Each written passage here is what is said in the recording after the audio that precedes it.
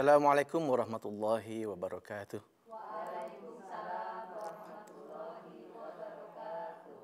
A'udzubillahi minasyaitonirrajim. Bismillahirrahmanirrahim.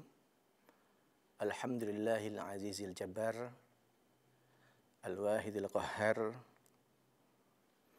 al-muhaiminil ghaffar, alladzi wa'adal jannata lil abrar, allati tajri min tahtiha al-anhar, walladzi wa'ada al-jahima lil fujar, alladzina baddalu ni'matallahi kufran wa ahallu qaumahum daral bawar.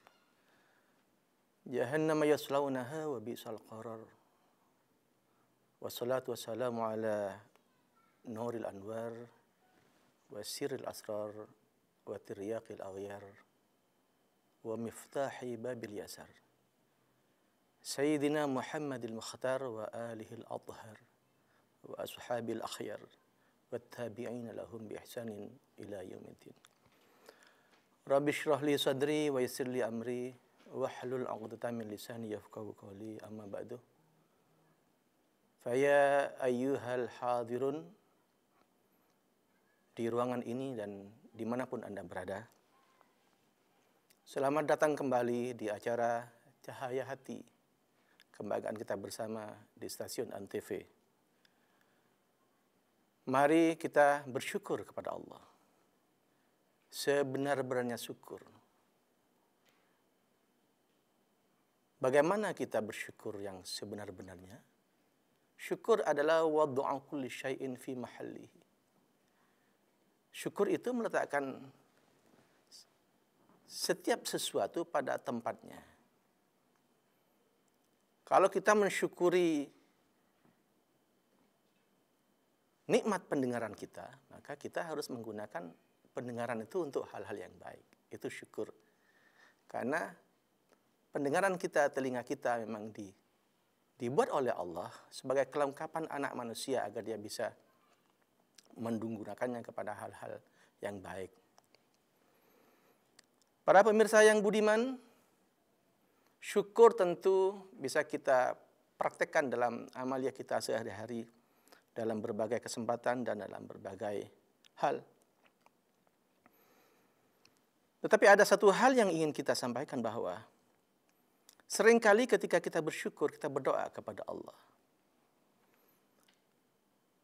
Namun seringkali pula kadang-kadang kita tidak pede, doa kita ini sampai apa tidak. Didengar, pasti didengar. Karena Allah itu maha mendengar. Maka seringkali kita susah memahami kalau ada orang berkata bahwa mudah-mudahan Tuhan mendengar doa kita ya. Tuhan pasti mendengar karena Tuhan itu maha mendengar. Yang kita khawatirkan adalah kalau doa kita dikabulkan apa tidak oleh Allah. Ini yang penting kita pikirkan bersama. Nah, pagi hari ini kita akan membahas tidak, tapi akan sharinglah bersama-sama tentang sebuah doa.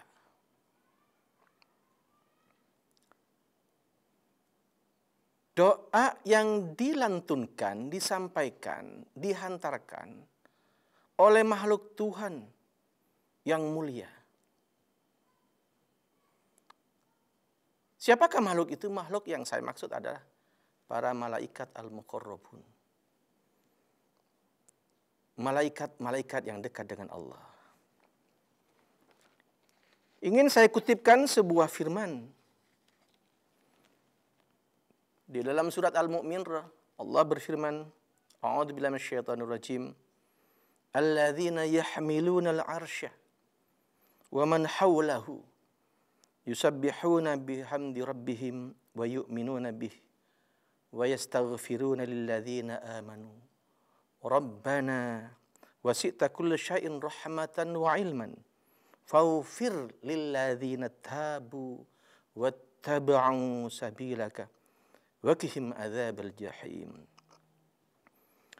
Rabbana wadkhilhum jannati adnin allati wa'adtahum wa man salaha min abaihim wa azwajihim wa dzurriyyatihim. Ini sebuah firman dari Allah yang antara lain kita bisa maknai seperti ini. Yaitu sekelompok malaikat yang memikul arsy. Ada kelompok-kelompok malaikat yang tugasnya memang memikul arsy. Nah, inilah kelompok malaikat yang mendoakan orang-orang yang beriman kepada Allah.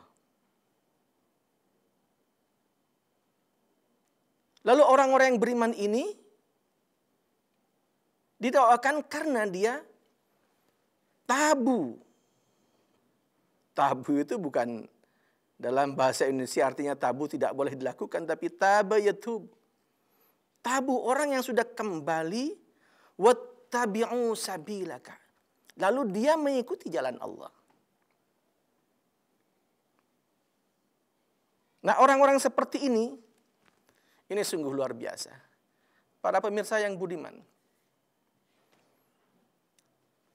ketika kita kehilangan harapan karena merasa bahwa doa kita kok tidak kunjung dikabul,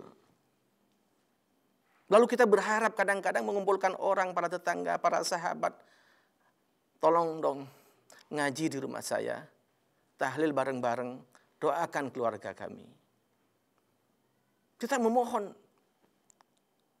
agar doa kita dikabul oleh Allah. Tapi di dalam ayat ini yang mendoakan kita adalah kelompok malaikat para pemikul arsy. Bukan malaikat biasa, tapi pemikul arsy. Apa arsy itu? Menurut Al-Quran dan lalu ditafsir oleh para ulama, tempat Tuhan bersemayam. Di mana lagi ada tempat yang lebih dekat daripada itu? Arsy Tuhan. Dan para pemikul arsy Tuhan itu mendoakan kita. Dari ayat ini kita pengen menjelaskan ternyata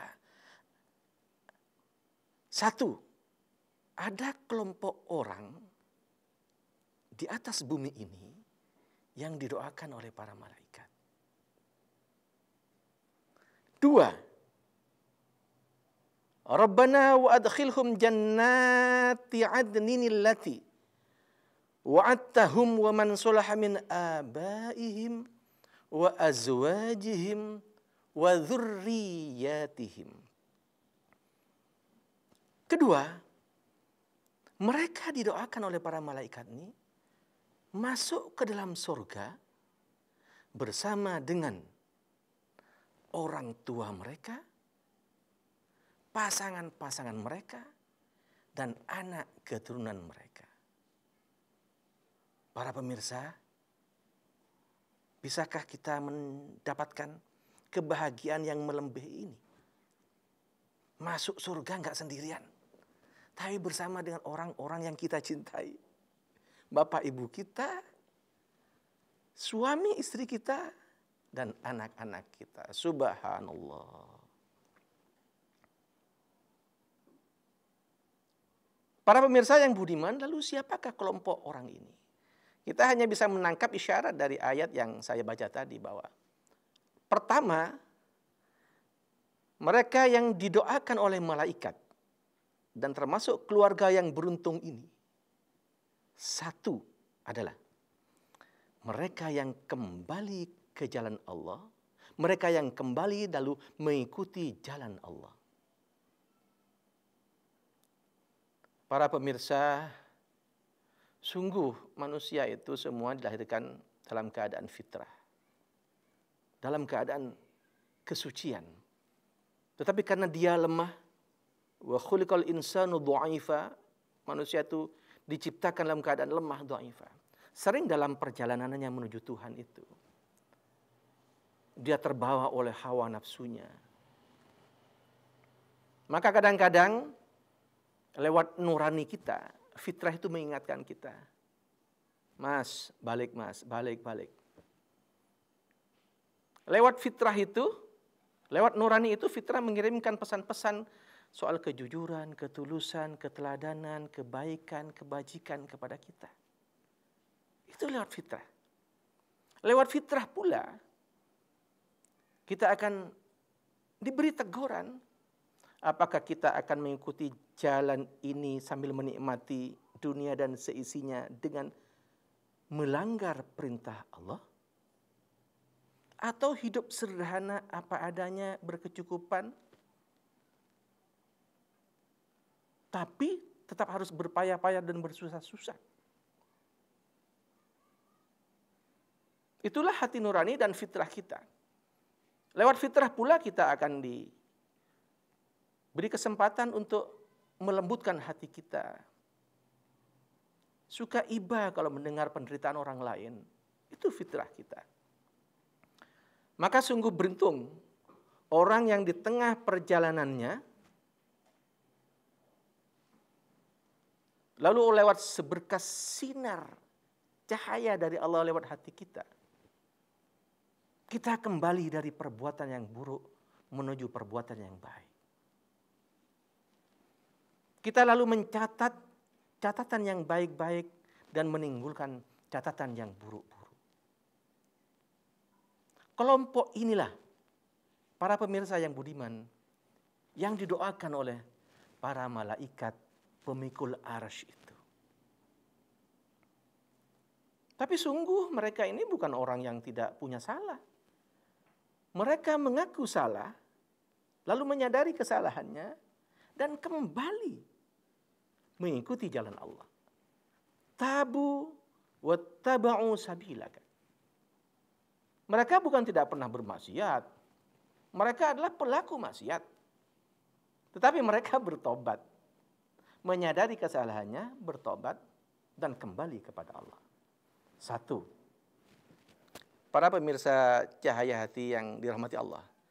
Jangan kemana-mana setelah yang satu ini.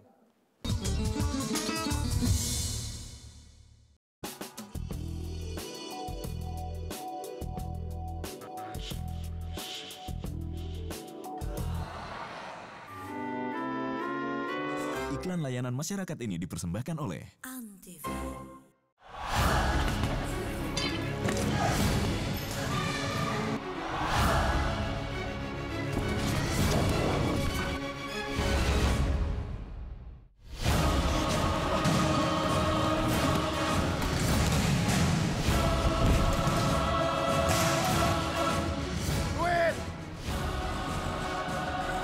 Takut.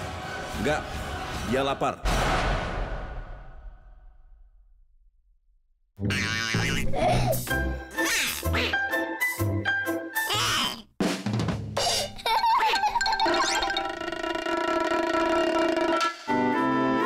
Iklan layanan masyarakat ini dipersembahkan oleh Antv.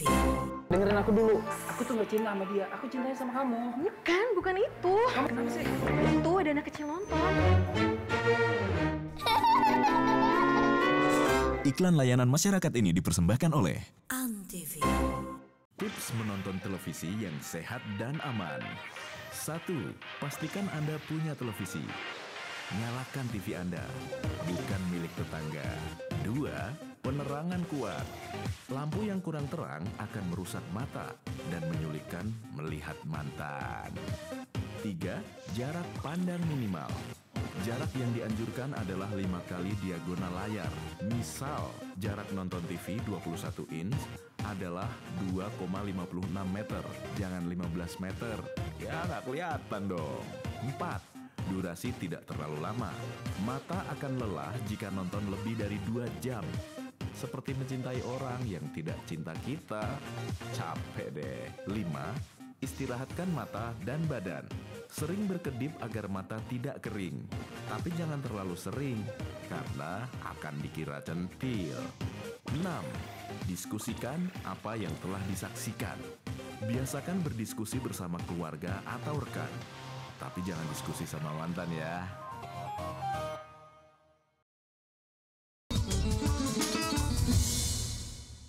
Para pemirsa, alhamdulillah kita masih di acara yang sama. Yang kedua, kita bisa tangkap dari ayat tadi, Ada sekelompok orang seperti di surat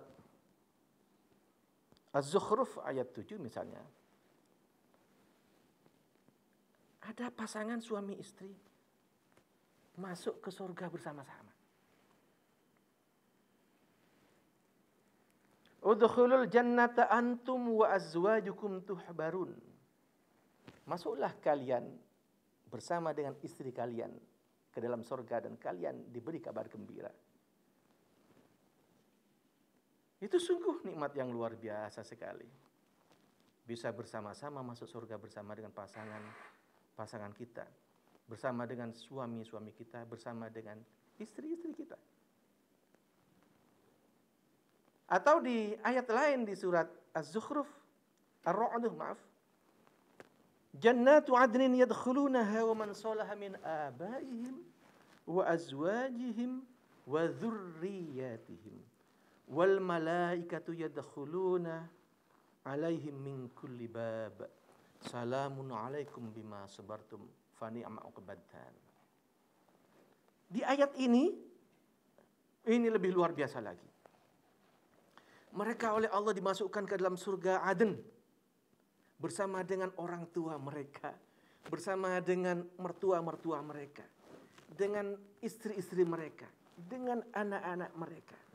Dan para malaikat menjadi penerima tamu berdiri di samping-samping pintu. Wal malaikatu yadkhuluna alaihim. Dan malaikat itu masuk ke pintu-pintu sambil berkata salamun alaikum, salamun alaikum. Selamat, selamat kalian. Para pemirsa, itu sungguh luar biasa. Tidak ada kenikmatan yang kita harapkan sejak kita hidup di dunia ini sampai nanti akhir hayat kita kecuali bersama-sama dengan orang yang kita cintai masuk ke surga. Para hadirin pemirsa yang budiman, kalau ada di antara satu pasangan berjanji sehidup semati, tapi bagi orang muslim mukmin tidak ada yang bisa memisahkannya, hatta maut sekalipun. Orang berkata tidak ada yang misalkan kita kecuali mati. Nah, orang Islam mukmin sampai ke akhirat tetap bersama-sama dengan suaminya, dengan istrinya. Syaratnya apa? Tentu ada syaratnya. Syaratnya ini kan saya sampaikan. Kenapa? Karena memang ada sebuah ayat lain yang menyebutkan bahwa, Pak, bukannya ada ayat yang menyebutkan bahwa nanti setiap manusia menghadap Tuhan itu sendiri-sendiri. Sambil mengutip misalnya, yauma yafirul mar'u min akhihi wa ummihi wa abihi wa sahibatihi wa bani. Misalnya, pada hari itu semua orang akan berpisah dari saudaranya, akan berpisah dari ibu dan bapaknya, akan berpisah dari istri dan anak-anaknya. Itu betul. Itu ada di surat Abbas. Bahkan ada juga ayat berbunyi, ya ayyuhalladzina amanu anfiqu mimma razaqnakum min qabli ay ya'tiya yaumun la bai'un fihi wala khullatun wala syafa'ah.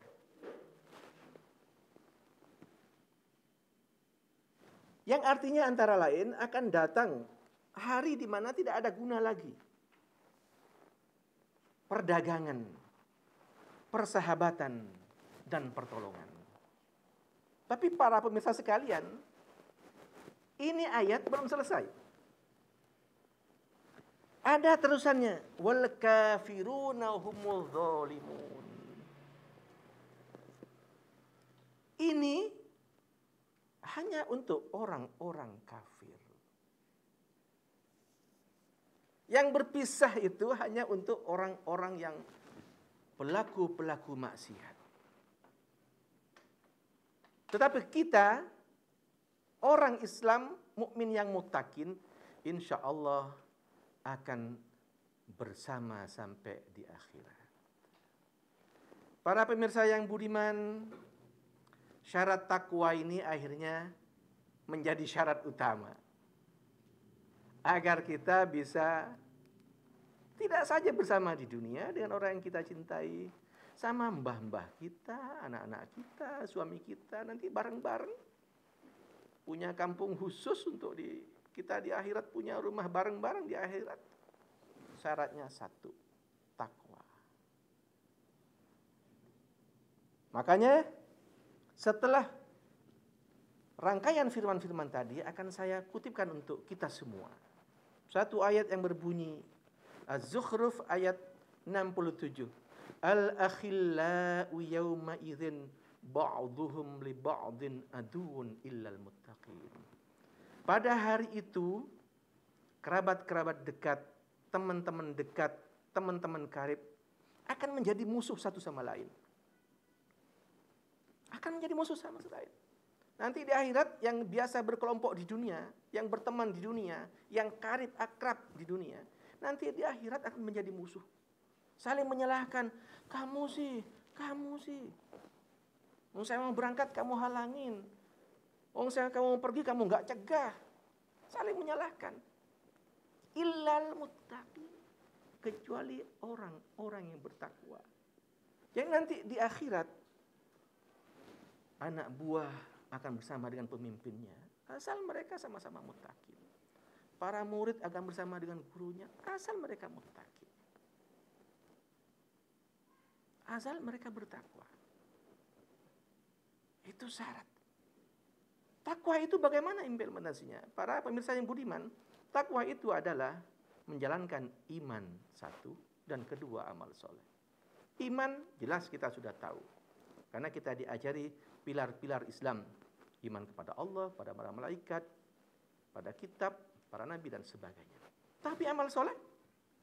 Amal soleh itu adalah karya besar kita yang bisa dinikmati oleh kita, keluarga kita, tetangga kita, dan orang-orang di sekitar kita. Itu namanya amal soleh. Memang ada paling kurang dua jenis amal soleh. Yang pertama, amal soleh yang lebih banyak manfaatnya kepada kita sendiri seperti sholat malam, zikir, munajat. Tetapi ada amal soleh yang manfaatnya bisa tidak saja kepada diri, tetapi mengimbas kepada lingkungan. Itu yang disebut dengan amal atau ibadah sosial. Ini yang oleh agama dinilai sebagai lebih besar nilainya daripada amal ibadah individual.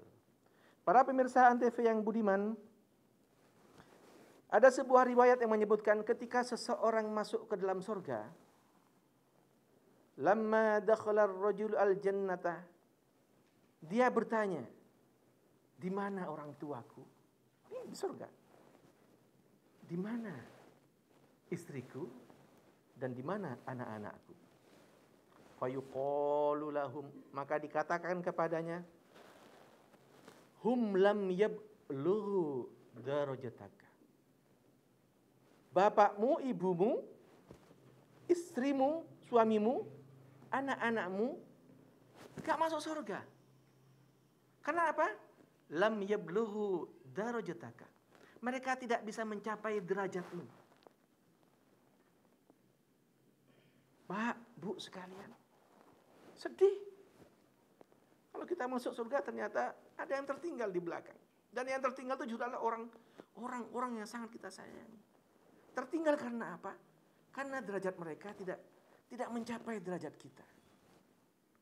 Lalu apa kata orang yang sudah masuk surga itu? Ya Rabbi, qad amiltu li walahum. Wahai Tuhanku, hamba ini beramal untuk diri hamba dan untuk mereka semua. Untuk orang tuanya, untuk pasangannya, untuk anak-anaknya. Fayu'maru bi'ilhaqihim. Lalu Allah memerintahkan agar orang tuanya, orang-orang yang tertinggal tadi dari suaminya, istrinya, anak-anaknya, orang tuanya, digabungkan. Dengan siapa? Dengan kita semua. Karena kita memiliki derajat yang tinggi di surga. Maka para pemirsa sekalian, ibu-ibu yang budiman, bapak-bapak yang budiman, jangan lupa. Ini penting. Jangan lupa setiap kita melakukan amal, niatkan amal kita ini untuk orang tua kita, pasangan kita, anak-anak kita. Karena nanti itu seperti saling mensubsidi. Kalau ternyata kita yang tidak mencapai derajat mereka, mereka yang akan meminta kepada Allah, ya Allah. Kalau orang tua kita yang masuk duluan, orang tua kita akan bilang, ya Allah, hamba ini beramal untuk anak hamba, untuk mbahnya mereka, dan untuk keturunan hamba. Fayu'maru bi'ilhaqihim, lalu Allah akan perintahkan, tolong gabungkan mereka semua ini bersama dengan orang yang sudah mencapai derajat tinggi di akhirat ini. Derajatnya dicapai dengan apa? Dicapai karena tingkat ketakwaan orang tersebut kepada Allah. Dan salah satu bentuk ciri ketakwaan adalah semakin banyak manfaat kita yang dirasakan oleh orang lain, akan semakin tampak ketakwaan kita kepada Allah. Oleh karena itu, para hadirin, hadirat pemirsa Cahaya TV, Cahaya Kalbu, Cahaya Hati Antv, Cahaya Hati Antv yang dirahmati Allah, mari dari sekarang membiasakan diri kita untuk meniatkan semua amal ibadah kita tidak hanya untuk kita pribadi, tetapi untuk semua orang yang kita cintai. Setelah orang tua kita, keturunan kita, tetapi tetangga-tetangga kita, murid-murid kita, dan guru-guru kita, dan semua orang yang telah berjasa kepada kita. Kita tutup pertemuan kita pada pagi hari ini dengan doa. Bismillahirrahmanirrahim. Allahumma sholli ala sayyidina Muhammadil Fatih lima uliq wal khatim lima sabaq nasil haqqi bil haqqi wal hadi ila siratikal mustaqim wa ala alihi haqqa qadrihi wa miqdaril azim. Rabbana atina fid dunya hasanah wa fil akhirati hasanah wa qina adzabannar. Subhana rabbika rabbil izzati amma yasifun wa salamun al mursalin walhamdulillahi rabbil alamin. Wallahul muwaffiq ila aqwamit thariq. Assalamualaikum warahmatullahi wabarakatuh.